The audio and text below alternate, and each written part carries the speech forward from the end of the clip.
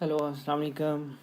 कैसे हैं आप सब ठीक हैं, सब खैरियत। ओके जी। आज जो हम टॉपिक करेंगे, जिस पे हम बात करेंगे, वो है IAS 12 टैक्स के ऊपर, टैक्स स्टैंडर्ड के ऊपर बात करते हैं। आज हम लोग इस पे आज मैं टाइम ज़्यादा लूँगा और थोड़ा मैं ज़्यादा फास्ट चलूँगा आज, तो इसलिए मैं बहुत ज़्यादा चीज़ें भी कवर करनी है। मैं सोच रहा हूँ कि आज ही एक ही लेक्चर में मैं पूरा IAS 7 जो IAS 12 है वो एक ही पूरा कंप्लीट करना चाह रहा हूँ विद प्रैक्टिस, क्वेश्चन प्रैक्टिस। तो इसलिए मैं थोड़ा फास्ट चलूँगा। अगर आपको लगे मैं ज़्यादा तेज़ बोल रहा हूँ या ज़्यादा तेज़ चल रहा हूँ तो you can pause my videos, pause करके पीछे देख के फिर आगे इस तरह से करना है। ओके, चलें अभी टाइम में वेस्ट नहीं करते, बात करते हैं। ओके, सबसे पहली बात, कंपनी जो है, सपोज ये ईयर 0 है और ये ईयर 1 है और ये ईयर 2 है। कंपनी इस साल का जो टैक्स है, इस साल सारा साल कमाती है कंपनी, ठीक है। इस साल का टैक्स वो अगले साल पे करती है, ठीक है। Current tax will be paid in next year पे करेगी, ठीक है। ये सबसे पहले आपने बात याद रखनी है। सपोज करें कंपनी ने $100 कमाए, ठीक है, और टैक्स का रेट है, सपोज कंट्री में टैक्स रेट चल रहा है 20%। तो कंपनी को पता है कि उसने इस साल 100 कमाया है, तो अगले साल कितना परसेंट देना पड़ेगा उसे। इसका मतलब अगले साल वो $20 पे करेगी, $20 पे करेगी अगले साल। तो इस साल क्या करेगी कंपनी, क्या बनाएगी, प्रोविज़न क्या बनाएगी, क्योंकि उसको पे करना है। तो वो करेगी प्रॉफिट एंड लॉस 20 से, और टैक्स पेएबल को क्रेडिट कर देगी। टैक्स पेएबल को क्या इसने पे करना है नेक्स्ट ईयर, ये लाइबिलिटी आ गई इसकी, ठीक है।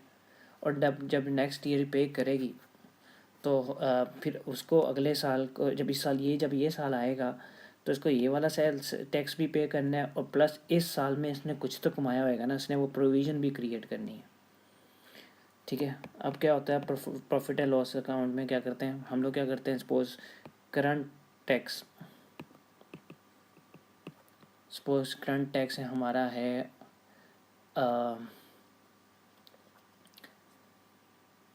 करंट टैक्स हम लोगों ने इस साल जो प्रोविज़न जो है वो हम लोगों ने सपोज करें 80 बनाई है, ठीक है। अब इसमें से देखना है पहले कितना था और अब कितना पे कर रहे हैं, पहले में और अब में क्या फ़र्क है। हमने कहा था कि हम अगले साल 20 पे करेंगे, सपोज़ करें कि हमने कहा था ये अगले साल हम लोग 20 पे करना पड़ेगा, लेकिन इस साल आके पता चला हमें तो ये पे करना पड़ेगा, ये 20 की बजाय हमें 30 पे करना पड़ेगा, ठीक है। अगले साल पता चला कि हमें 20 नहीं 30 करना पड़ा। हो सकता है कि आपकी यहाँ पे लास्ट में प्रॉफिट ज़्यादा हो गया है जो भी है, इसलिए आपको 20 की बजाय 30 करना पड़ा। तो ये पहले, इसका मतलब क्या है कि आपने पहले प्रोविज़न कम की बनाई थी, अब आपने 10 ज़्यादा पे कर रहे हो, तो अंडर प्रोविज़न है, ठीक है। तो अंडर प्रोविज़न है तो ऐड कर देंगे।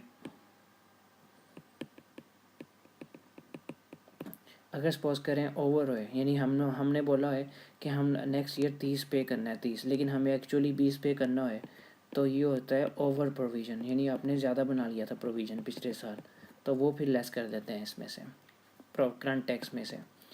ये सारी सूरत हाल है। अब हम क्वेश्चन करते हैं, थोड़ा और एग्जांपल मैं आपको बताता हूँ। सबसे पहली बात एक चीज़ नोट कर लो आप, सबसे पहले ये स्टैंडर्ड है, जिस पीरियड में आप रेवेन्यू बुक करोगे, रेवेन्यू या सेल्स बुक करोगे, उसी पीरियड में आपको एक्सपेंस या कॉस्ट ऑफ सेल बुक करनी होगी, वरना फिर मैचिंग प्रिंसिपल नहीं होता, मैचिंग प्रिंसिपल के ख़िलाफ़ है।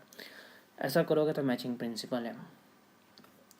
अब मैं आपको एग्जांपल देता हूँ, यहाँ से IAS 12 ऑफिशियली स्टार्ट करते हैं। कंपनी ए ने, आप कंपनी ए हो सपोज, और ये कंपनी बी है, आपकी ये कंपनी है, दिस इज़ यू, ठीक है, दिस इज़ समवन एल्स। इसने क्या किया, इसने बोला कि हम डिविडेंड इशू करेंगे नेक्स्ट ईयर, आपको डिविडेंड मिलेगा, ठीक है।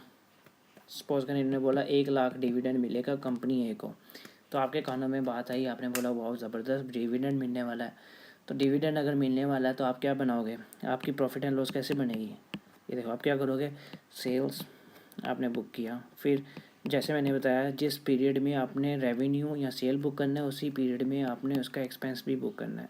या कॉस्ट ऑफ सेल्स, आपने कॉस्ट ऑफ सेल बनाई, ठीक है, ये निकाल दी, ये सपोज आपका जीपी आ गया, ग्रॉस प्रॉफिट आ गया। ग्रॉस प्रॉफिट में आपने क्या किया, आपने ये 1 लाख, आपको पता है कि इनकम आने वाली है, आपने डिविडेंड ऐड कर दिया, डिविडेंड 1 लाख, सपोज करो ये वैल्यू है 3 लाख, आपके पास हो गया 4 लाख, ये आ गया प्रॉफिट बिफोर टैक्स। इसमें मैं इंटरेस्ट इग्नोर कर रहा हूँ, ठीक है। प्रॉफिट बिफोर टैक्स आपके पास आ गया 4 लाख। आपने गए बैंक, आप गए टैक्स डिपार्टमेंट के पास, आपने टैक्स वालों को बोला ये देखो मेरी ये प्रॉफिट एंड लॉस स्टेटमेंट है, मेरा 4 लाख के ऊपर, 4 लाख के ऊपर आप मेरे से 20% टैक्स ले लो, ठीक है। सपोज करें इस बार कंपनी यहाँ पे टैक्स रेट है 30%, टैक्स रेट है 30%। अब मैंने बोला जाके ये मेरे से टैक्स ले लो 30,000,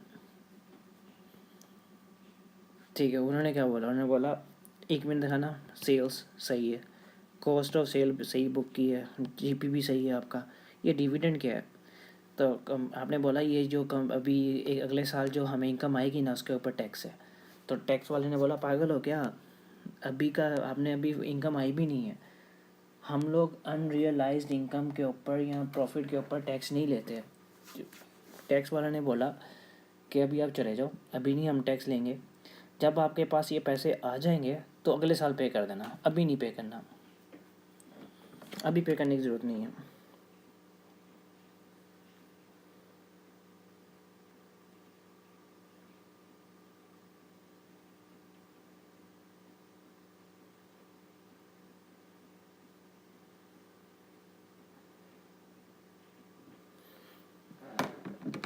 इसने बोला अभी पे करने की ज़रूरत नहीं है इस पर, वो अपना बनाएगी, वो कहेगी आपकी सेल्स, आपकी कॉस्ट ऑफ सेल्स, यहाँ तक आपकी वैल्यू सही है, टैक्स वाले वो कहेंगे। फिर बोलेंगे आपने ये डिविडेंड इसमें ऐड किया, 1 लाख का डिविडेंड आपने ऐड किया, आपकी होगी 4 लाख इनकम। वो बोलेंगे डिविडेंड जब अगले साल मिलेगा तब आना, इस साल नहीं हम इस पे करेंगे, तो ये उसे निकाल देंगे। तो वो टैक्स लगाएंगे इस अमाउंट के ऊपर, वो बोलेंगे 3 लाख के ऊपर हमें दो 30%, 3 लाख के ऊपर 30% दो, ठीक है।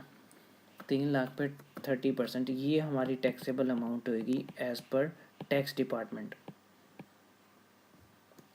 इस पे 3 लाख के ऊपर ये बोलेंगे 30% टैक्स इस पे देना है आपने। कितना देना है आपने, आपने देना है 90,000। ये आपका करंट टैक्स है क्योंकि आपने इस साल पे करना ही है। और आपने क्या किया था, आपने 4 लाख के ऊपर 30% लगाया हुआ था, आपका बन रहा था 120,000। ये आपका था प्रोविज़न, आपने कहा था कि 120 देना पड़ेगा, आपको देना पड़ा 90,000 ओनली, क्योंकि डिविडेंड पे अभी टैक्स नहीं है, टैक्स अगले साल आएगा। इस पे अब देखो एंट्री क्या बनाओगे, आपको पे कितना करना पड़ा, आपने पे तो इतना ही करना है। प्रॉफिट एंड लॉस कितना जाएगा, 90,000 प्रॉफिट एंड लॉस पे जाएगा, क्योंकि इतना पे करना पड़ा आपको, आपने कैश पे कर दिया इसको, ठीक हो गया। ये आपने कैश पे कर दिया, जिस पे एक्सपेंस बुक करेंगे उसी पे इसको वो करेंगे, उसी पे एक्सपेंस के साथ इसका प्रॉफिट जो रिलीफ है, टैक्स रिलीफ, वो भी करेंगे। अब आप ये देखो, आपने पे करना, आपने सोचा था 120, आपको देना पड़ा 90, इसका मतलब 30,000 आपको डेफर्ड है, यानी वो इस साल नहीं अगले साल पे करना पड़ना है आपको, जब आपको मिलेगा तो वो डेफर्ड इनकम है, वो डेफर्ड लाइबिलिटी है, यानी वो टैक्स है जो अभी इस साल नहीं नेक्स्ट ईयर पे करना पड़ेगा। तो आप क्या करोगे, प्रॉफिट एंड लॉस 30,000 क्रेडिट कर दोगे, डेफर्ड टैक्स लाइबिलिटी 30,000, यानी इसमें से आपने पे 1,20,000 ही करना है, लेकिन 1,20,000 में से 90,000 आपने इस साल पे करना है करंट ईयर, और ये 30,000 ये आपने अगले साल पे करना है। ये आपने सिर्फ डेफर्ड किया है, ये टैक्स सिर्फ डेफर्ड हुआ है 1 साल के लिए। सिर्फ टाइमिंग डिफरेंस है, आपने पे करना है लेकिन आज नहीं, कल पे करना है, नहीं अगले साल पे करना है। ठीक है,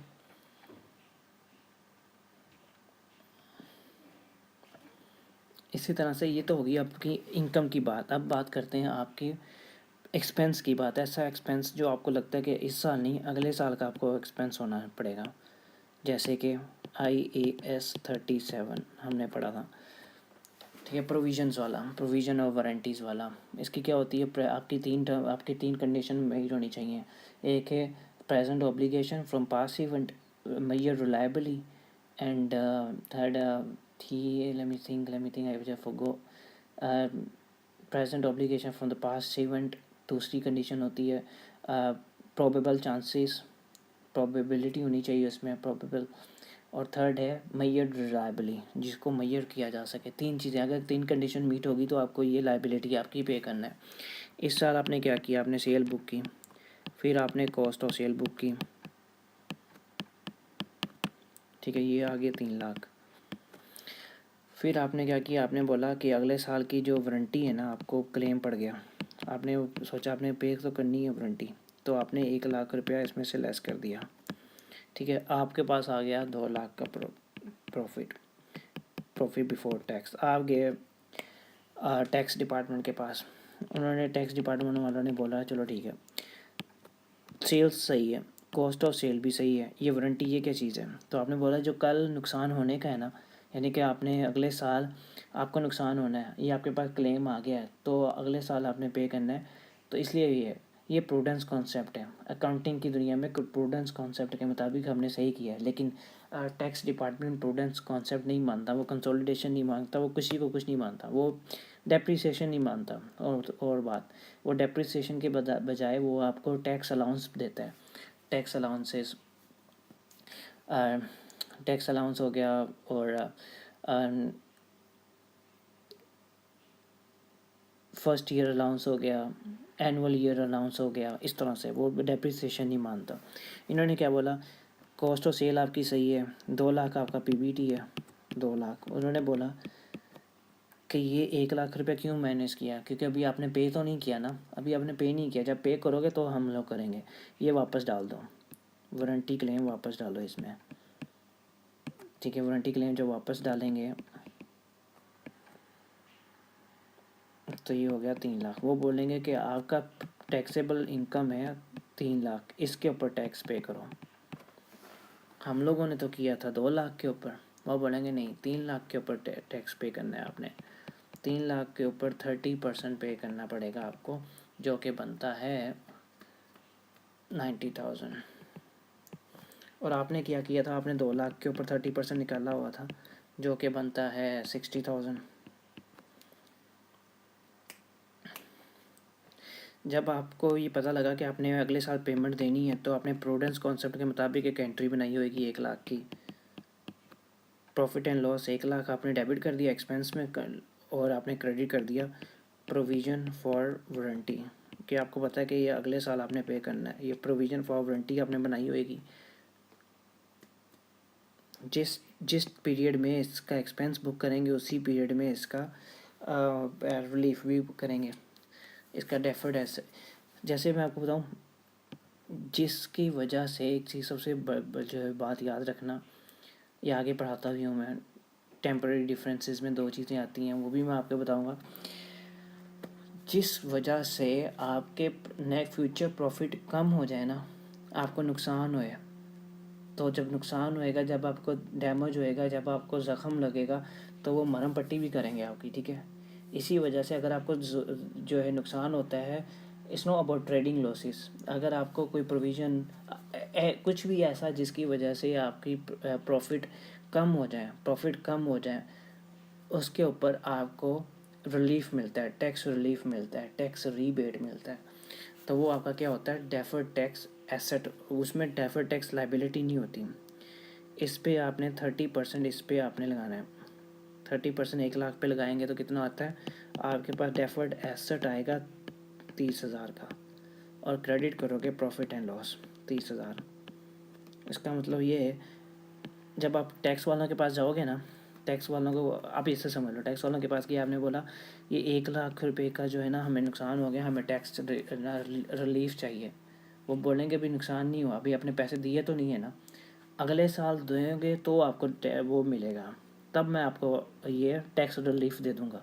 इसका मतलब है अगर आपको लाइबिलिटी कम हो रही है आपकी, यानी आपको टैक्स रिलीफ मिल रहा है, तो वो डेफर्ड इसलिए बोलते हैं क्योंकि वो डिले हो गया, 1 साल के लिए, 1 साल के बाद मिलेगा। Deferred timing difference, deferred tax asset, अब आपका वो एसेट है, और प्रॉफिट एंड लॉस इनकम है, प्रॉफिट एंड लॉस में ले जाओगे और इसमें आप क्या एंट्री पास करोगे, क्योंकि आपको कितना पे करना पड़ना है, 90,000 आपको पे करना पड़ना है। प्रॉफिट एंड लॉस में कितना लेके जाओगे, 90,000, और इसमें आपने कैश क्रेडिट करोगे क्योंकि आपने कैश देना है।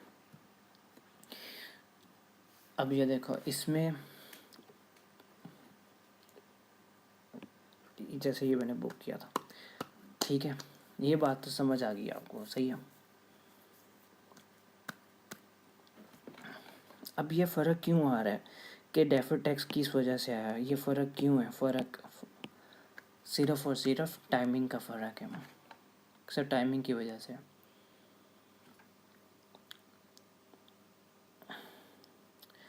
एक और चीज़ पढ़ाता हूँ, गवर्नमेंट ग्रांट्स, यहाँ पे मैं लिख देता हूँ,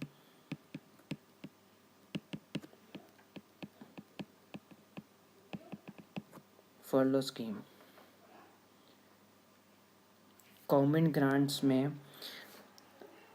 अच्छा, जो यूके, मैं फर्लो स्कीम बताता चलूँ, जो यूके में यहाँ पे नहीं है, जो यूके से नहीं है, उनको बताता चलूँ मैं, गवर्नमेंट ग्रांट्स क्या है, फर्लो स्कीम क्या है।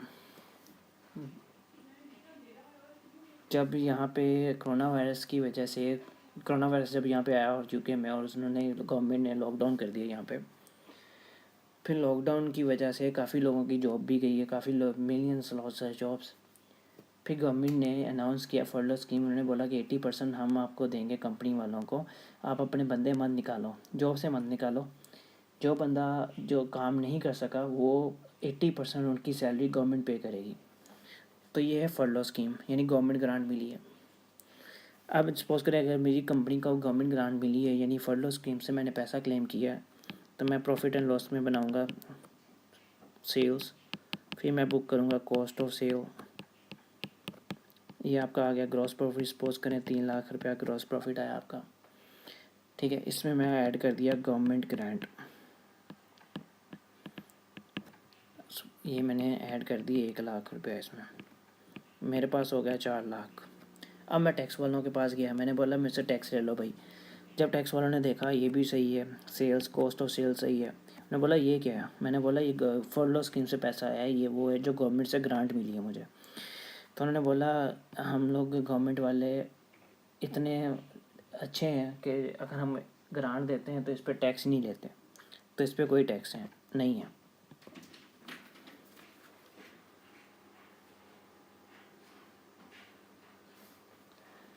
तो इस पर कोई टैक्स नहीं है गवर्नमेंट ग्रांट पे। तो मैंने उसे बोला कि यार ये सिर्फ ये इस साल मुझे माफ़ कर रहे हैं या अगले भी? कहता है इस पर कभी भी आपको टैक्स पे नहीं है, इस पर टैक्स हो ही नहीं। वो बोलेंगे कि आपका क्या है, आपका था प्रॉफिट बिफोर टैक्स 4 लाख, इसमें से 1 लाख आपकी ग्रांट है वो लेस कर दो, आपने जो टैक्स पे करना है वो सिर्फ 3 लाख के ऊपर टैक्स पे करना है बस। अब ये डिफरेंस क्यों आया है, ये डिफरेंस क्यों है? इस डिफरेंस 2 किस्म के होते हैं, एक होता है टेम्परेरी और एक होता है परमानेंट।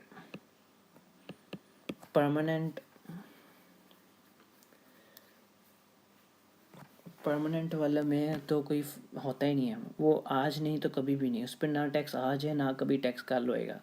जैसे गवर्नमेंट ग्रांट, इस पे ना आज टैक्स है और ना ही कल टैक्स होएगा।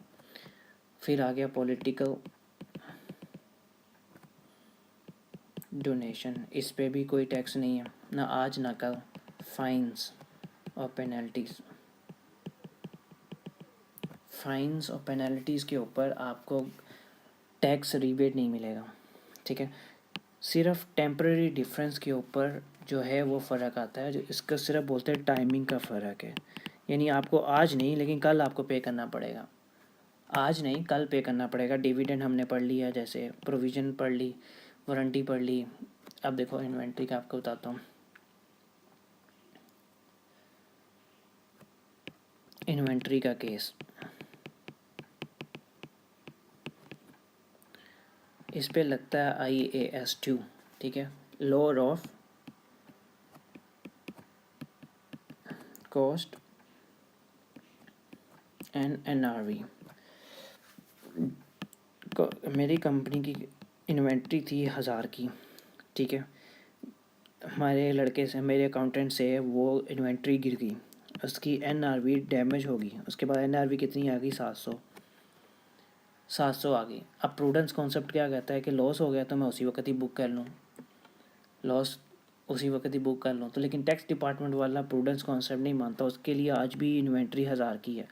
मैं गया टैक्स वालों के पास, मैंने बोला कि मेरी ये मोबाइल है 1000 का था, मुझसे गिर गया, अब जो है 700 का हो गया, तो मुझे 300 के ऊपर टैक्स रिलीफ चाहिए। वो बोला नहीं, आज नहीं मिलेगा, आज भी तुम्हारी कीमत 1000 ही है, लेकिन हाँ तुम कल अगले साल या जब भी तुम ये बेचोगे ना, नुकसान में बेचोगे, उस पर टैक्स रिलीफ मिलेगा तुम्हें।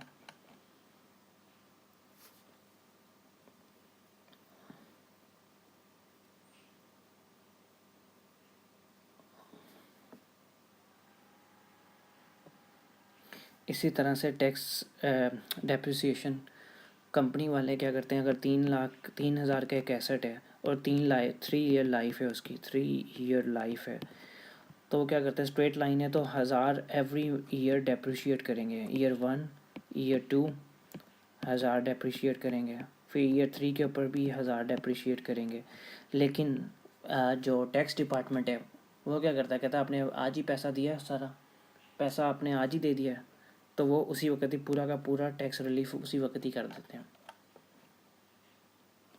इशू कॉस्ट, इशू कॉस्ट जैसे लोन नोट की इशू कॉस्ट ज़्यादा होती है।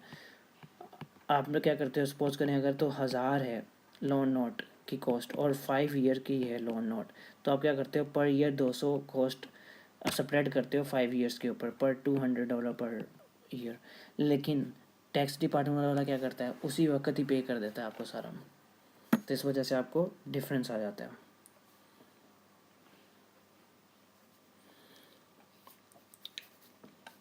इसी तरह से अगर आपके पास इंटेंजिबल एसेट है, जैसे आपने कोई कोरोना वायरस की मेडिसिन बनाई, ठीक है, आप क्या करते हो, जब आप कहते हो कि मार्च में आप कंफर्म हो जाते हो कि ये मेडिसिन इसके बन गई है, तो आप फिर उसको, या फिर पेटेंट है आपका आईफोन के साथ या जो भी आपके पास पेटेंट है फॉर 5 ईयर्स, तो वो पेटेंट, वो एसेट आप 5 ईयर्स के ऊपर स्प्रेड करोगे। लेकिन टैक्स डिपार्टमेंट वाला वो सारा का सारा उसी वक्त ही पे कर देता है आपको। एक चीज़ अब नेक्स्ट पढ़ते हैं, टाइप्स ऑफ टेम्परेरी डिफरेंस। जो परमानेंट डिफरेंस है उसमें तो फ़र्क ही नहीं आना, तो उस पर हमारा फड्डा ही नहीं है। हमारा फड्डा है टेम्परेरी डिफरेंस है, जो अगले 1 साल के बाद पे करना है।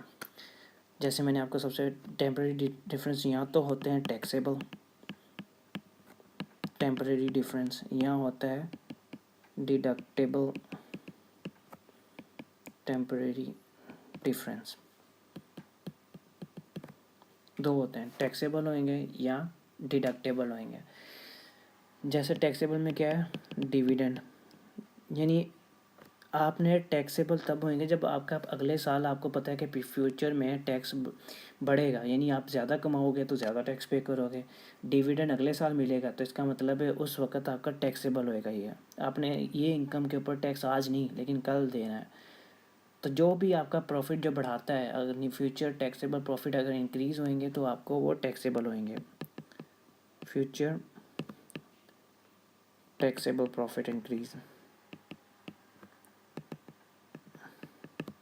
अगर तो इंक्रीज़ हुए तो फिर आपका ये टैक्सेबल होएगा। अगर डिडक्टेबल का मतलब है अगर आपको फ्यूचर में लॉस होने का है, यानी कि फ्यूचर में प्रॉफिट कम होंगे, फ्यूचर प्रॉफिट डिक्रीजेस, आपको पता है कि फ्यूचर में ये प्रॉफिट कम होंगे, तो आपको ये टैक्स यहाँ पे आपका डेफर्ड टैक्स लाइबिलिटी बनती है, क्योंकि आपने लाइबिलिटी आपने पे करना है, आज नहीं लेकिन कल। इसमें आपका डेफर्ड टैक्स एसेट बनेगा, क्योंकि आपको टैक्स रिलीफ मिलेगा, क्योंकि अगले कल को आपको नुकसान होएगा तो उससे बचने, आपको जब नुकसान होएगा तो उसमें गवर्नमेंट आपको टैक्स रिलीफ देती है। ये तो होगी, हमने एंट्री से पढ़ लिया। अब मैं आपको पढ़ाता हूँ स्टेटमेंट ऑफ फाइनेंशियल पोजीशन की से कैसे पढ़ेंगे, थ्री कॉलम अप्रोच से कैसे पढ़ते हैं।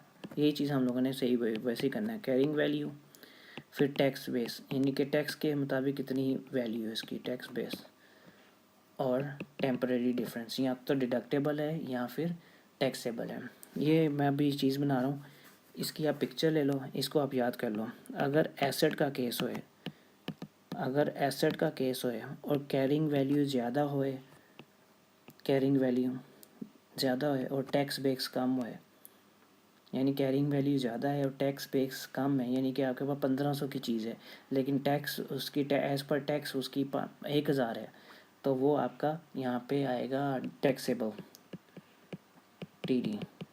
अगर तो एसेट का केस है और कैरिंग वैल्यू ज़्यादा है और टैक्स बेस कम है, तो आपके पास हमेशा टैक्सेबल टेम्परेरी डिफरेंस आएगा, इसके ऊपर आपका DTL आएगा। अगर आप टैक्सेबल टेम्परेरी डिफरेंस को मल्टीप्लाई करोगे देयर टैक्सेबल रेट, तो वो आपका टैक्सेबल लाइबिलिटी आएगी। एसेट का केस होए और कैरिंग वैल्यू कम होए, टैक्स बेस ज़्यादा होए, तो ये फिर आपके पास आएगा डिडक्टिबल टेम्परेरी डिफरेंस। ये याद कर लिया आपने, तो इसका लाइबिलिटी में इनका केस उल्टा होता है। लाइबिलिटी में क्या केस है, अगर टैक्स लाइबिलिटी कैरिंग वैल्यू ज़्यादा है और टैक्स बेस कम है, तो इसको उल्टा कर दो, फिर इसमें डिडक्टेबल आएगा। और लाइबिलिटी का केस है और कैरिंग वैल्यू कम है और टैक्स बेस ज़्यादा है, तो फिर ये टैक्सेबल टेम्परेरी डिफरेंस आएगा। ये हमेशा याद रख लेना। इसकी सबसे अच्छा है कि पिक्चर ले लो। अच्छा, नेक्स्ट चलते हैं, क्योंकि आज मुझे बहुत ज़्यादा तेज़ चलना है, बहुत ज़्यादा चीज़ें कवर करनी है। पहली एग्जांपल है इन्वेंट्री की। जैसे मैंने बताया था कि कॉस्ट है भाई 1000 की और NRV होगी उसकी 700, वो मेरे से चीज़ गिर गई, टूट गई, मोबाइल टूट गया, 700 का हो गया, तो हम लोग क्या करेंगे, सबसे प्रूडेंस कॉन्सेप्ट करते हुए हम करेंगे 300 को प्रॉफिट एंड लॉस में ले जाएंगे और इन्वेंट्री को क्रेडिट कर देंगे कि इन्वेंट्री 300 से क्रेडिट होगी। ठीक है, अब हम पढ़ते हैं थ्री कॉलम अप्रोच से। कैरिंग वैल्यू, टैक्स बेस और टेम्परेरी डिफरेंस। कैरिंग वैल्यू कितनी है, कैरिंग वैल्यू इसकी है एज़ पर अकाउंटिंग 700। टैक्स वाला तो ये मानता ही नहीं है, टैक्स वाला कहता है जब आप बेचोगे तो फिर रिलीफ मिलेगा। वो कहता है कि भैया आज भी इन्वेंट्री 1000 की है। जैसे मैंने बोला था, एसेट का केस है, कैरिंग वैल्यू ज़्यादा है, टैक्स बेस कम है, तो रिजल्टिंग आएगा टैक्सेबल टेम्परेरी डिफरेंस आएगा। कितना है, 300। अगर आप इस सपोज करो टैक्स रेट है आपका 20%, इस टैक्सेबल टेम्परेरी डिफरेंस को 20% टैक्स रेट से मल्टीप्लाई करोगे तो आपके पास आ जाएगा deductible tax, sorry deferred tax asset आएगा, क्योंकि एसेट का केस है, और सॉरी कैरिंग वैल्यू कम है, एसेट का केस है और कैरिंग वैल्यू कम है और टैक्स बेस ज़्यादा है, तो फिर डेफर्ड टैक्स एसेट आएगा। जब डेफर्ड टैक्स एसेट आएगा तो आप क्या करोगे, डेफर्ड आपको पता है कि टैक्स रिलीफ मिलेगा कितने, टैक्स एसेट मिलेगा कितने से, 60 से, 60 यहाँ पे डेप कर दिया, और फिर ये क्या करोगे, प्रॉफिट एंड लॉस को, क्योंकि आपका प्रॉफिट एंड लॉस देखो, जिस पीरियड में मैंने उसका लॉस बुक किया, एक्सपेंस बुक किया, उसी पीरियड में उसका मैंने रिलीफ भी बुक किया, यानी रेवेन्यू भी बुक किया। ये हमारा रेवेन्यू हो गया ना एक किस्म का। नेक्स्ट चलते हैं, डिविडेंड। ये मैंने ऑलरेडी पढ़ा ऊपर करवाया भी है। जब आपको पता चला कि डिविडेंड रिसीव करना है आपने, तो आपने एंट्री डाल दी होगी उसी वक्त ही, डिविडेंड रिसीवेबल आपने डेबिट कर दिया। सपोज करें 10,000 से, आपको पता है कि 10,000 का डिविडेंड मिलना है आपको मिल जाना है, तो 10,000 से आपने प्रॉफिट एंड लॉस में डाल दिया, ये एंट्री कर दिया आपने। ठीक है, अब आप कैरिंग वैल्यू वही वाले मेथड से पढ़ते हैं, टैक्स बेस और टेम्परेरी डिफरेंस। ये क्या है? एसेट का केस है, रिसीवेबल है, एसेट का केस है, टैक्सेबल एसेट का केस है, कैरिंग वैल्यू ज़्यादा है, कैरिंग वैल्यू कितनी है? 10,000 है। जब आप टैक्स वालों के पास गए, टैक्स वालों ने बोला इसके ऊपर तो कोई टैक्स नहीं है क्योंकि ये आपको मिला नहीं है, जब आपको मिलेगा फिर टैक्स देना।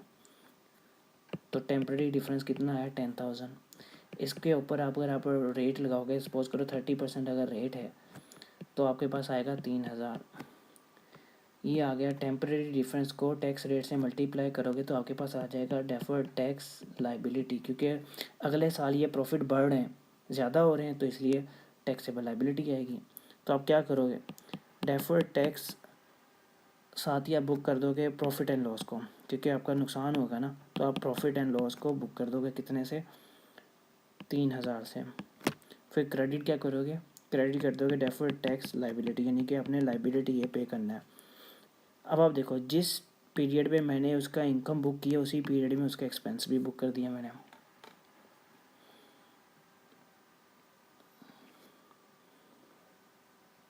ठीक है, अब हम चलते हैं वारंटी पे। वारंटी वाला केस देख लेते हैं।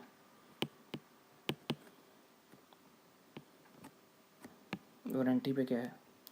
जब आपको पता लगा कि आपने पे करना पड़ेगा, आपको नुकसान होने वाला है, तो आपने क्या किया? 10,000 यहाँ पे लिखा प्रॉफिट एंड लॉस में, और आपने प्रोविज़न फॉर वारंटी आपने क्रेडिट कर दिया 10,000 से। अब आप ये देखो, कैरिंग वैल्यू, फिर टैक्स बेस, और यहाँ पे आपने लिखा टेम्परेरी डिफरेंस। आप गए टैक्स वालों के पास, आपने बोला ये 10,000 मेरी कैरिंग वैल्यू है एज़ पर अकाउंटिंग।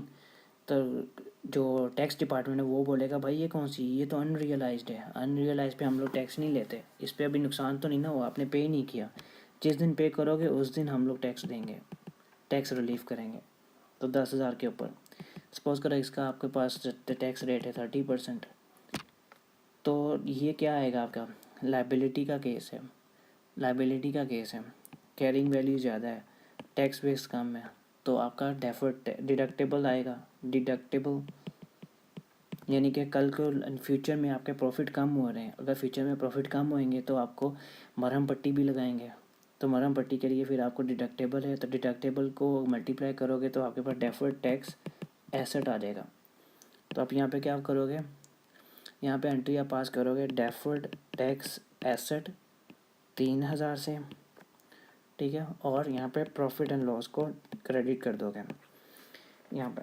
अब आप एक चीज़ देखो, जब यहाँ पे आप प्रॉफिट एंड लॉस लेके आ रहे हो, जब आपका एक्सपेंस हो रहा है, जब आपका कुछ, हम लोगों ने IFRS में 9 में पढ़ा था, कुछ होते हैं फाइनेंशियल एसेट जिनकी fair value as per fair value record होती है as per profit and loss, और कुछ की होती है एज़ पर OCI। अगर इक्विटी का केस होएगा ना, तो फिर आपने प्रॉफिट एंड लॉस में नहीं लेके जाना, तो आपने लेके जाना है इक्विटी में। इक्विटी का केस कब आता है? जैसे कि मैं आपको एग्जांपल दूँ, इक्विटी का केस आता है, इक्विटी का केस आएगा रीवैल्यूएशन के ऊपर। आपकी रीवैल्यूड होगी वैल्यू, आपकी वैल्यू बढ़ गई उस पर।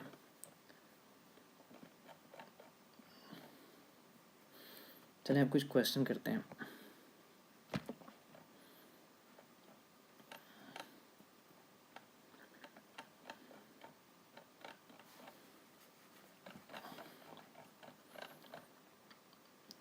अच्छा मैं क्वेश्चन स्किप कर देता हूँ क्योंकि फिर ना लंबा हो जाएगा लेक्चर, आज थोड़ा काम भी है। मैंने क्वेश्चन प्रैक्टिस करवाई हुई है उस पर, इंग्लिश वाले लेक्चर के ऊपर, इसी का मैंने एक इंग्लिश का बनाया है वीडियो। आप अगर वो चैनल वीडियो देखते हो तो उसमें आपकी प्रैक्टिस क्वेश्चन उसमें है, इसमें मैं आपको थोड़ा थ्योरी ज़्यादा पढ़ा देता हूँ। अब देखो, डेफर्ड टैक्स ऑन रीवैल्यूएशन, जो मैं अभी बात कर रहा था, डेफर्ड टैक्स यानी ज़मीन की वैल्यू बढ़ गई आपकी, उसके ऊपर कैसे करेंगे? PPE आपका है IAS 16, PPE आपकी सपोज करो वैल्यू है 10,000, ठीक है, आपकी वैल्यू है 10,000, ठीक है। उसके बाद क्या होगी? मार्केट वैल्यू इसकी होगी 20,000 सपोज। इसका मतलब कितने से वैल्यू बढ़ गई? 10,000 से वैल्यू बढ़ गई। तो आप क्या करोगे, PPE डेबिट करोगे कितने से, 10,000 से, क्योंकि अब 10,000 और बढ़ी है। पहले 10,000 थी कॉस्ट, अब कितने की होगी, मार्केट वैल्यू 20,000, यानी 20 माइनस 10 इज इक्वल्स टू 10, यानी 10,000 से वैल्यू बढ़ गई। आप क्या करोगे, PPE को डेबिट कर दोगे, क्रेडिट कर दोगे रीवैल्यूएशन रिजर्व को 10,000 से। ठीक है, अब आप टैक्स डिपार्टमेंट के पास गए, कैरिंग वैल्यू, टैक्स बेस और टेम्परेरी डिफरेंस, टैक्स वालों के पास गए। आपने बोला ये मेरी चीज़ थी 20 की, अब होगी ज़्यादा, 10,000 ज़्यादा होगी, अब होगी 20 की। टैक्स डिपार्टमेंट वाला क्या बोलेगा, वो बोलेगा नहीं, अभी हमारी नज़र में तो कोई नहीं बढ़ी, क्योंकि ये अनरियलाइज प्रॉफिट है, जब आपके पास प्रॉफिट आएगा फिर आना, अभी नहीं। तो वो टैक्सेबल आएगा, ये टैक्सेबल टेम्परेरी डिफरेंस आएगा। तो टैक्सेबल डिफरेंस को मल्टीप्लाई करोगे डेफर्ड टैक्स रेट से, तो आ जाएगा डेफर्ड टैक्स लाइबिलिटी। आप क्या करोगे, यहाँ पे आके एंट्री क्या पास करोगे, क्रेडिट करोगे डेफर्ड टैक्स लाइबिलिटी। ठीक है, डेबिट क्या करोगे, एक चीज़ याद रखना, पहले हम लोग प्रॉफिट एंड लॉस में लेके जा रहे थे, अब यहाँ पे रीवैल्यूएशन रिजर्व में लेके जा रहे हैं, तो यहाँ पे फिर रीवैल्यूएशन रिजर्व करेंगे डेबिट। बस ये पॉइंट है यहाँ पे।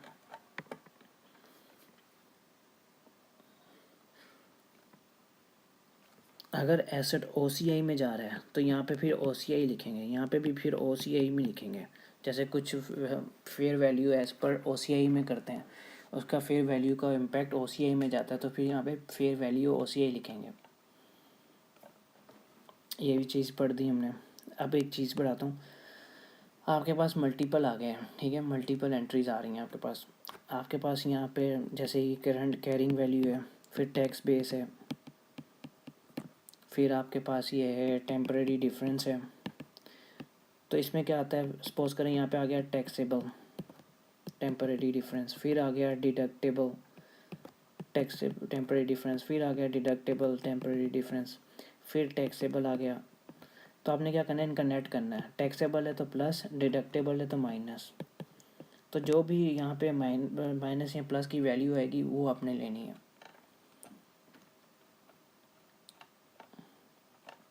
अब एक आखिरी क्वेश्चन, मैं एक क्वेश्चन करता हूँ जिसमें रीवैल्यूएशन रिजर्व का क्वेश्चन करते हैं, रीवैल्यूएशन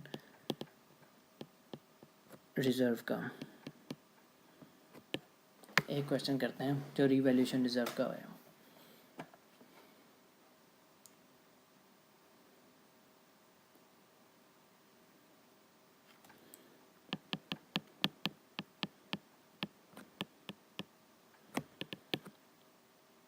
नेट बुक वैल्यू है 3,10,000, ठीक है। Tax return down value, tax की वैल्यू है, टैक्स रिटर्न डाउन वैल्यू है इसकी, वो कहते हैं कि भाई 2,30,000 इसकी टैक्स रिटर्न डाउन वैल्यू, ठीक है। At the end of the year carrying value of the property, carrying value of property PP suppose करें, PP कितनी होगी 460।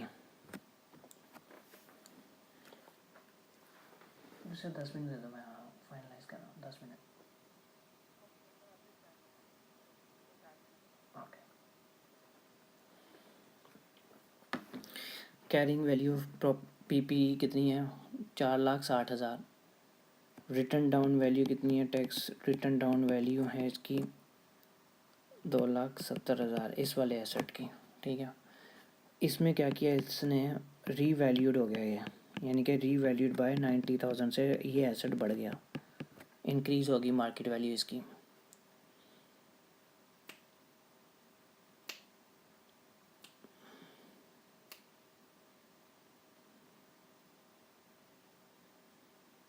ठीक है, अब ये टेम्परेरी डिफरेंस कहाँ कहाँ लेके जाने हैं वो देखते हैं।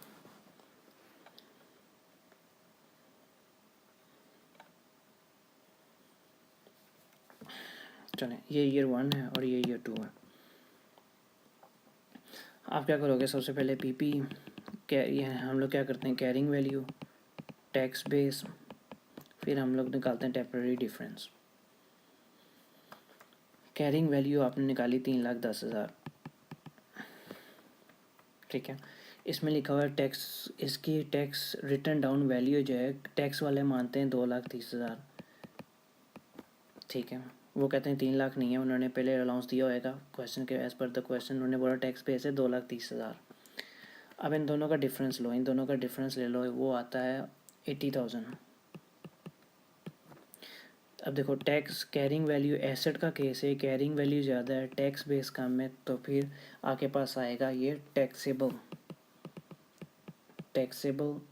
Temporary difference. इसको टैक्सेबल टेम्परेरी डिफरेंस को मल्टीप्लाई बाय टैक्स रेट करोगे तो आपके पास आ जाएगा, सपोज करो 30% इज़ द रेट, तो आपके पास जो आएगा वो है 24, which is your deferred tax liability. क्योंकि ये आगे जाके आपकी वैल्यू क्या नाम है, टैक्स कैरिंग वैल्यू ज़्यादा है ना, तो आगे जाके इसका मतलब प्रॉफिट इंक्रीज़ हो रहे हैं, तो इसलिए आपको टैक्स लाइबिलिटी आपको पे करना पड़ेगा। अब अगले साल क्या हुआ यहाँ पे, अब आपकी वैल्यू आ गई इस पे एज़ पर क्वेश्चन, वैल्यू आ गई 460,000, ठीक है, 4,60,000। टैक्स वाला क्या कहता है, वो रीवैल्यूएशन को नहीं मानता, क्योंकि वो हम लोगों ने बोला कि भाई 460,000 प्लस 90,000, टैक्स वाले ने बोला नहीं, कैरिंग वैल्यू आपकी है 460,000 है ना। एक मिनट, ये इसने क्या क्वेश्चन में मुझे पढ़ने देना, लिखा हुआ है tax return value during the same time वो revalued by 90,000। Okay, carrying value हमने बोला कि कैरिंग वैल्यू 460 है, जिसमें से 90,000 की रीवैल्यूड है। टैक्स वाला क्या बोलता है, वो बोलता है आपकी कैरिंग वैल्यू कितनी है, 460,000 है, और टैक्स वाला ये नहीं मानता इसको, इसकी रीवैल्यूड नहीं मानता, वो बोलते हैं आपकी 460 है, हमारी नज़र के मुताबिक इसकी है 270, टैक्स वैल्यू है 270। अब इन दोनों का डिफरेंस लो ज़रा, ये आ गया 190, ये भी टैक्सेबल है, टैक्सेबल टेम्परेरी डिफरेंस, इसको टैक्स रेट से मल्टीप्लाई करोगे तो ये आ जाएगा आपके पास 190 का टैक्सेबल जो है, तो डेफर्ड टैक्स लाइबिलिटी आ गई इसकी भी 190 के ऊपर इसको मल्टीप्लाई करोगे 130, जो इसका जो भी आएगा वो आएगा टैक्सेबल डेफर्ड टैक्स लाइबिलिटी आएगी। अब आप ये देखो,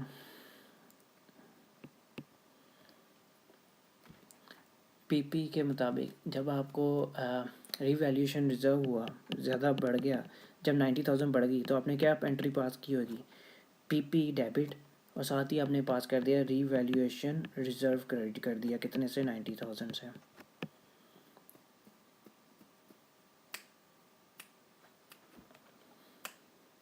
ठीक है, अब आप ये देखो, जिस पीरियड पे आपने इनकम बुक करनी है उस पर उसका एक्सपेंस भी बुक करना है, तो इसके ऊपर 30, इसके ऊपर 90,000 के ऊपर आपने टैक्स पे करना है, कितना परसेंट, 30%। एक मिनट में देखता हूँ, ठीक है, ये आता है 27,000, ये आ गई डेफर्ड टैक्स लाइबिलिटीज़ का मतलब है नेक्स्ट, आज नहीं तो कल तो पे करना पड़ेगा जब हम बेचेंगे, तो फिर इस पर क्या बुक करोगे, रीवैल्यूएशन रिजर्व, क्योंकि यहाँ पे डेबिट की, क्रेडिट क्या किया था आपने, रीवैल्यूएशन, तो यहाँ पे डेबिट करोगे रीवैल्यूएशन रिजर्व, कितने से, 27,000 से, और क्रेडिट क्या करोगे, डेफर्ड टैक्स लाइबिलिटी, क्योंकि आपने नेक्स्ट आज नहीं तो कल तो पे करनी है। अगर आप इसमें डेफर्ड टैक्स अकाउंट बनाओगे, टी अकाउंट बनाओगे, तो कैसे बनाओगे,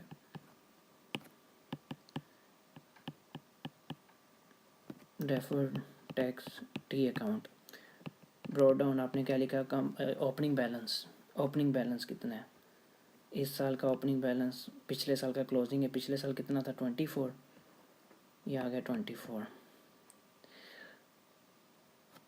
और आपका क्लोजिंग बैलेंस कितना है, क्लोजिंग बैलेंस आपका है यहाँ पे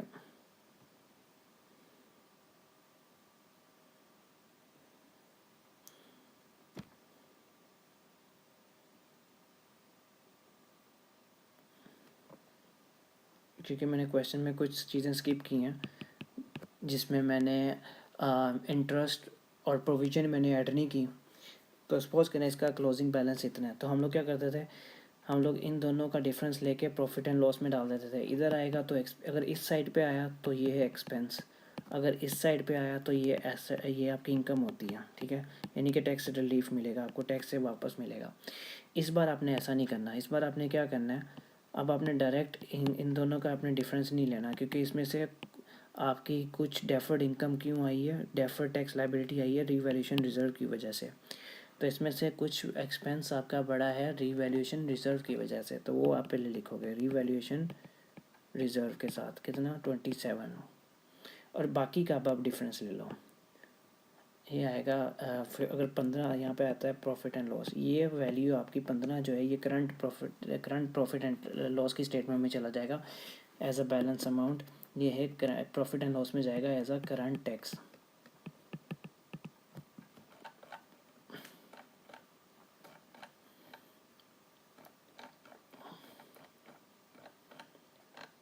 अगर यहाँ तक तो ये एक क्वेश्चन है, अगर आपको और भी मुझसे क्वेश्चन चाहिए तो आप मुझे कमेंट कर देना, फिर मैं आपको ईमेल कर दूँगा इसके नोट्स अलग से, वो मैं आपको अलग से भेज दूँगा। अब हम करते हैं IAS 12 in final accounts. Final account में ये क्वेश्चन कैसे आएगा, फाइनल अकाउंट में दो चीज़ें होती हैं,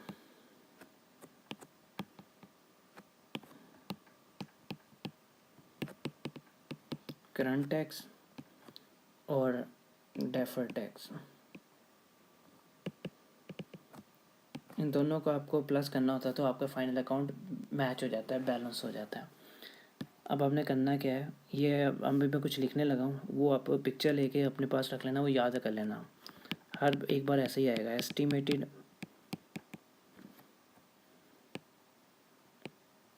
करंट टैक्स लायबिलिटी, आपको पता है कि इस साल इतनी पे करनी है, ठीक है, ये है करंट लायबिलिटी।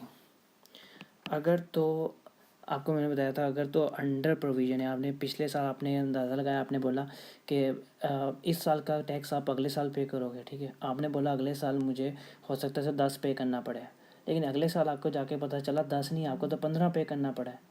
इसका मतलब आपने £5 की $5 की कम प्रोविज़न की थी, अंडर प्रोविज़न की थी। अगर अंडर प्रोविज़न है तो आपको ऐड करना पड़ेगा, अंडर प्रोविज़न है इसका मतलब है ये एक्सपेंस है, ये आपको ऐड करना पड़ेगा।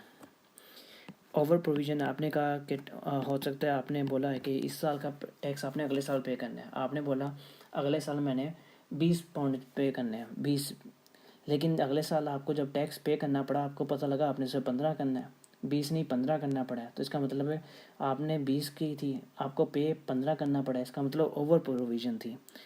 तो ये ओवर प्रोविज़न आप इनकम तो नहीं कह सकते। फिर ये ओवर प्रोविज़न क्या है कि आपके ज़्यादा आपने कर लिया था, तो ये कम कर दो, ये इसमें से माइनस हो जाती है। फिर इसमें होएगा डेफर्ड टैक्स का element add, deferred tax charge, अगर टैक्स चार्ज होएगा तो वो ऐड होता है, अगर वो डेफर्ड टैक्स क्रेडिट, कुछ बार ये होता है कि आपको डेफर्ड टैक्स आपको लगता है कि फ्यूचर में आपको माइनस मिलेगा, तो वो आप माइनस कर दोगे। इस तरह से ये चीज़, ये वाली वैल्यू जो है ये इनकम स्टेटमेंट में जाएगी प्रॉफिट एंड लॉस में।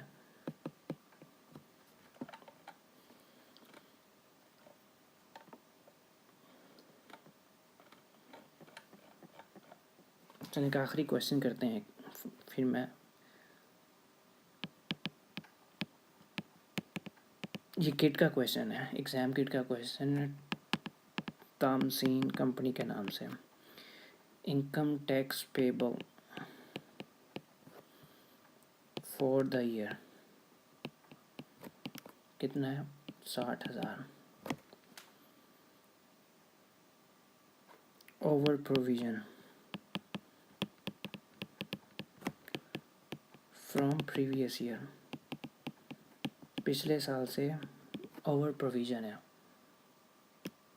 4,500 का ओवर, आपने पिछले साल ज़्यादा कर दिया था।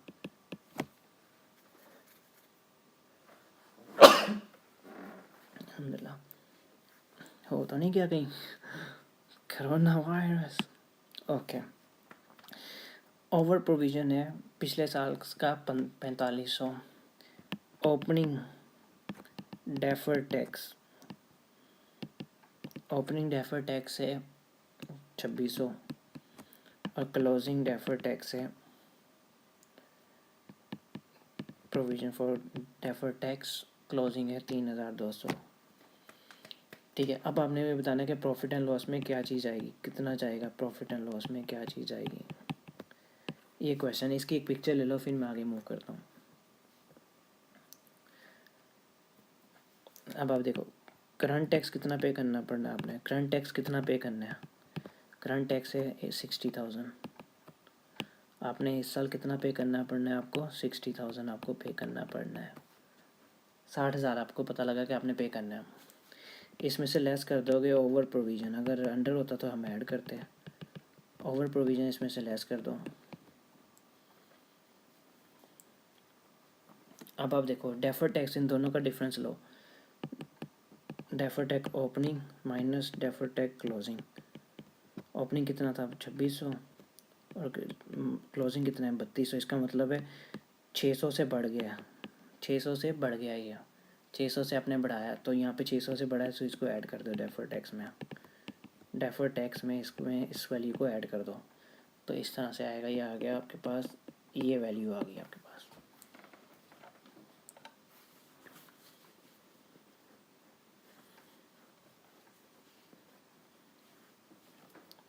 चलें, का आखिरी क्वेश्चन करते हैं।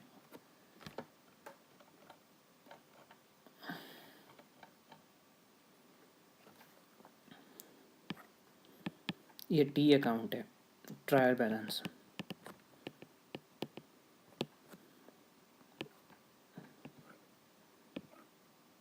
ठीक है, सपोज डेबिट साइड है, ये क्रेडिट साइड है।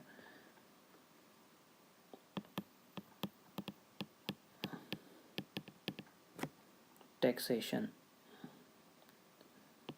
4000 क्रेडिट साइड पे, फिर डेफर टैक्स वो भी क्रेडिट साइड पे 12,000। ओके ठीक है, अब आपका क्वेश्चन ये है, वो कहता है कि जी एस्टिमेट प्रोविज़न, एस्टिमेटेड प्रोविज़न है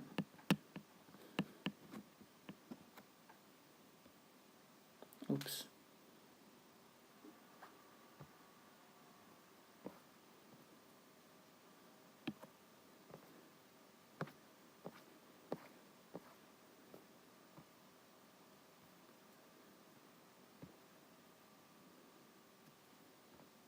ओके, डेफर टैक्स, फिर आ गया एस्टिमेटेड प्रोविज़न।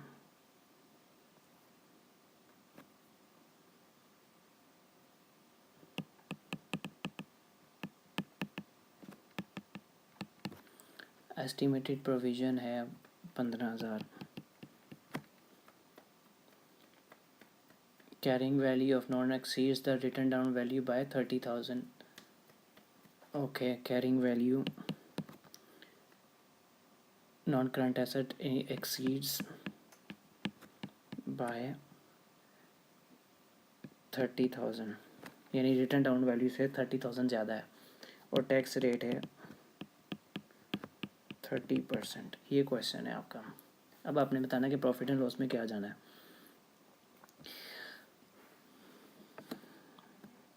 टोटल टैक्स कैसे निकालते हैं, करंट टैक्स और डेफर टैक्स। करंट टैक्स कितना है इसमें, करंट टैक्स है आपका क्रेडिट साइड पे है।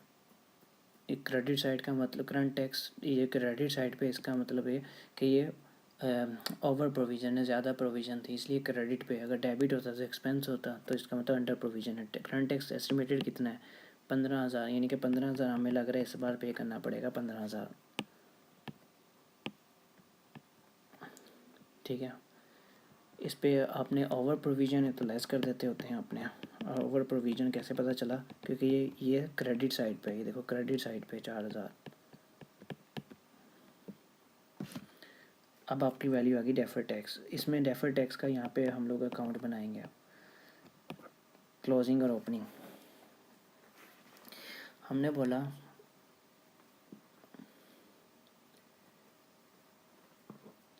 डेफर टैक्स, ये देखो यहाँ पे लिखा हुआ डेफर टैक्स क्रेडिट कितना है 12,000, यानी कि ये ओपनिंग बैलेंस है। और क्लोजिंग बैलेंस आपका कितना है, आपने बोला कि क्लोजिंग है रिटर्न डाउन वैल्यू वेरी से 30%। ये देखो एक मिनट, मैं इसका 30% लूँ, एक मिनट। या क्लोजिंग आपने बोला कि carrying value exceed by 30,000, tax rate is 30। अगर ये इस टैक्सेबल, ये देखो ये वो है ना, जैसे कैरिंग वैल्यू की मैंने क्या पढ़ा था, कैरिंग वैल्यू ज़्यादा है, टैक्स बेस कम है, तो ये डिडक्टेबल टैक्सेबल आ गया। टैक्सेबल टेम्परेरी डिफरेंस को मल्टीप्लाई बाय टैक्स रेट से करोगे तो कितना आता है, ये 30,000 मल्टीप्लाई बाय 30%, तो ये आ गया आपका 9,000। ये आपका क्लोजिंग आ गया।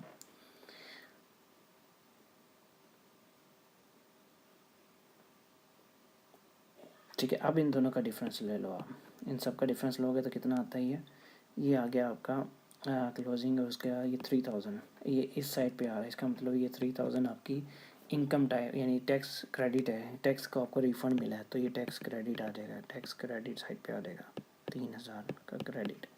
अब आपको इस साल 8,000 पे करना पड़ेगा, ये साइड जाएगी प्रॉफिट एंड लॉस में।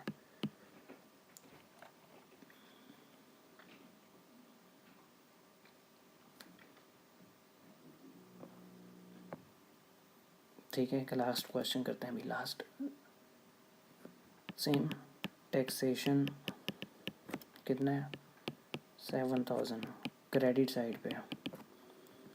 ठीक है, डेफर्ड टैक्स कितना है 16,000, वो भी क्रेडिट साइड पे। आप क्या कहते हैं, एस्टीमेट कितना है 12,000 एस्टीमेट है। और इंक्रीज टू, ये मैं भी काट के लिख रहा हूँ, ये भी एग्ज़ाम किट का क्वेश्चन, इंक्रीज टू 23,000, यानी कि अब पहले 12 था लेकिन साल के आखिर तक ये डेफर टैक्स हो गया 23,000 का। इसमें already includes revaluation effect, revaluation, come on,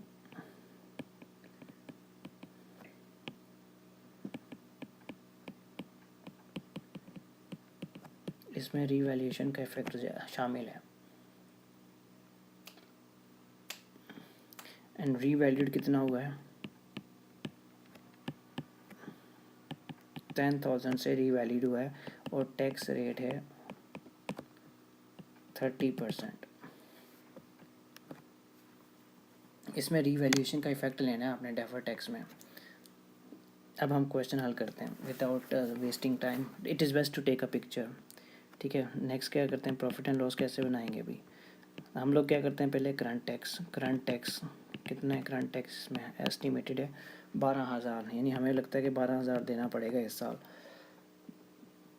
अब ये देखो टैक्सेशन कितना है क्रेडिट साइड पे, इसका मतलब है ये ओवर प्रोविज़न है, ये भी हम लोगों ने पिछले साल ज़्यादा पे कर दिया था, इस साल ये कम कर देंगे, कितने से 7,000 से ये कम कर देंगे।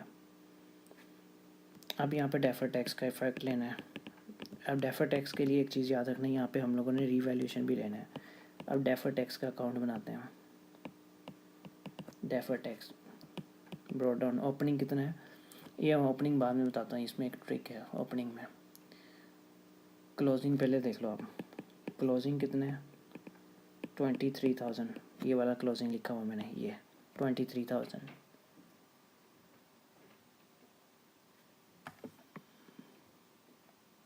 और ओपनिंग किधर है, ये देखो ओपनिंग लिखा हुआ है 16,000 क्रेडिट साइड पे। अब आपने इन दोनों का डिफरेंस नहीं लेना, क्योंकि इसमें से आपका ये डेफर टैक्स भी है। डेफर टैक्स कैसे निकलता है, कैरिंग वैल्यू ज़्यादा है, टैक्स बेस कम है, तो रिजल्टिंग जो है वो क्या आता है, टैक्स बेस अगर कम हुए तो क्या आता है, ये आता है टैक्सेबल, कैरिंग वैल्यू ज़्यादा है और टैक्स बेस कम हुआ है तो टैक्सेबल आएगा, क्योंकि आपको अगले साल पे करना पड़ेगा टैक्स। अगले साल आपके प्रॉफिट बढ़ जाएंगे तो टैक्स पे करना पड़ेगा, टैक्सेबल टेम्परेरी डिफरेंस है। कितने से है, 10,000 था। मैं कहता हूँ कि 10,000 मेरी वैल्यू बढ़ गई। जब मैं टैक्स वाले के पास गया, वो कहते हैं भाई हम लोग तो मानते नहीं, ये तो अनरियलाइज्ड गेन है। जब ये अनरियलाइज्ड है तो इस पर टैक्स नहीं है। जब आप बेचोगे तो टैक्स लेंगे। तो ये आ गया टैक्सेबल डिफरेंस। इसके ऊपर 30% लगाओ, 30% है ना, हाँ 30%। टैक्सेबल डिफरेंस, टेम्परेरी डिफरेंस के ऊपर 30% टैक्स लगाओगे तो क्या आएगा, डेफर्ड टैक्स लाइबिलिटी आएगी। कितनी आएगी, 3,000। ये देखो, ये 3,000 आप यहाँ पे लिखोगे। कितने, किससे, रीवैल्यूएशन रिजर्व से, क्योंकि ये वैल्यू रीवैल्यूएशन रिजर्व में जाएगा। और बाकी जो है, अब बैलेंस लो इसका। अब देखो प्रॉफिट एंड लॉस की साइड पे आता है। 16 और 23, 19 और 23 का डिफरेंस, यानी कि 4,000 आपका ये अब प्रॉफिट एंड लॉस में जाएगा। ये अमाउंट प्रॉफिट एंड लॉस में जाएगी। कितनी आएगी यहाँ पे, 4,000। ये वैल्यू इधर लेके आनी है। और ये 9,000। और ये वाली आपकी जाएगी इस अकाउंट में, करंट और डेफर टैक्स। और ये वाली वैल्यू है, क्योंकि इन सब के पास आपने current tax, over under provision, defer tax मिला लिया। फिर ये वैल्यू जाएगी आपकी प्रॉफिट एंड लॉस में, इनकम स्टेटमेंट में ये वैल्यू जाएगी। ये ले भाई, ये पूरा का पूरा मैंने IAS 13 जो IAS 12 है वो मैंने फाइनल अकाउंट भी करवा दिया।